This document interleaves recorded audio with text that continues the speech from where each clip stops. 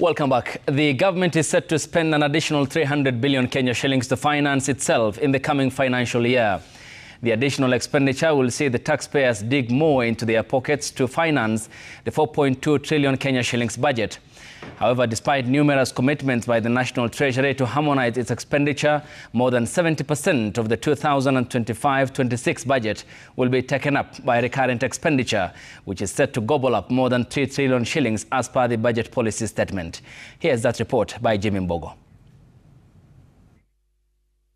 In the 4.2 trillion shillings budget that the government has set for the financial year 2025-2026, Kenyans are expected to raise slightly over 3 trillion shillings in ordinary revenue.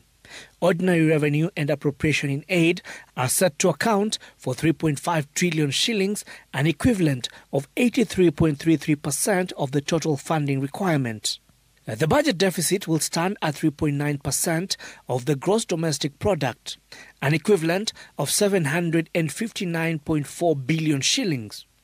Kenyans, however, should expect minimal development, with development budget expected to only account for 725.1 billion shillings, an equivalent of 17.26% of the 4.2 trillion budget, with the remainder being taken up by transfer to counties at 10.40%, an equivalent of 436.7 billion shillings.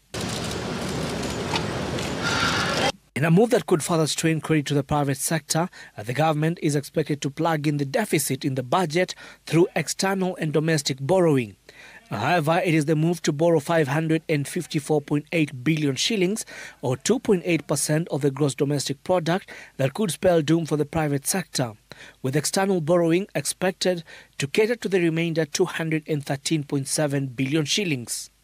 Regarding key sectors, the budget policy statement shows that in the financial year 2025-2026, education sector will receive a total allocation of 718.8 billion shillings, a slight increase from the 650 billion shillings received in the current financial year. 46.9 billion shillings will be allocated to higher education loans board help and bursaries. 16.6 billion shillings will go to scholarship and a student-centered funding model.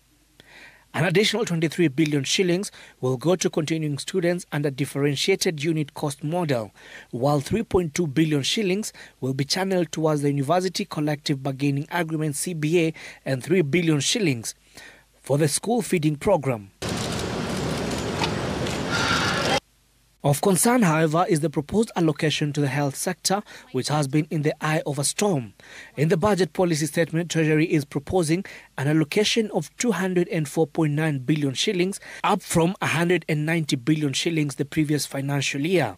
The allocation is expected to cater to the expansion of universal health coverage (UHC), digital health investment, expanding electronic community health information system, strengthening supply chains for essential medicine, as well as continued funding for community health promoters.